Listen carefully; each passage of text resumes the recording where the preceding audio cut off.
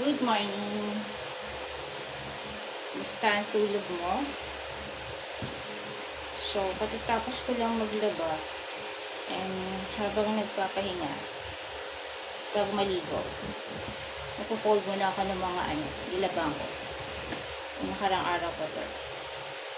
Meron kasi kami activity kahapon. Maghapon ako nasa labas. So, hindi ko siya naasikaso kahapon. Kaya, yun, ngayon lang. Nag-hand wash lang ako kasi nasira yung aking laundry machine. So, hand wash muna. And pag mabibigat na damit, like yung mga pants, saka mga towels, bedsheets, pinapalaundry ko. Otherwise, yung mga pambahay, saka hindi na masyadong pinapawisan na damit, hand wash ko muna. So, hopefully, hindi siya umulan ngayon para matuyo muna yung sinampay ko. And later, afternoon, or hanggang 6, meron akong prayer meeting.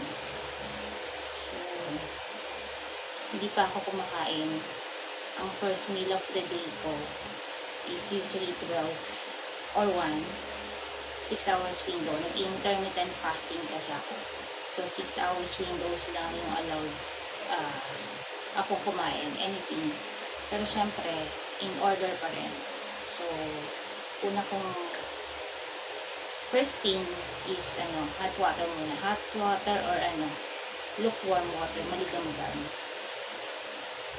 Tapos, it's either apple or meron akong mga mixed berries. Mga frozen berries lang binibili ko yan sa mga grocery. Hinalong ko siya ng chia seeds. Tapos overnight ko sinusok yun. Water lang yan. Tapos lalagyan ko ng konting sugar or honey. And pwede naman haluan mo kung gusto mo ng gatas. Pero sa akin mas gusto ko water. Water na lang. Kasi nilalagyan ko siya ng honey. Tsaka may matamis naman niya yung mga berries eh.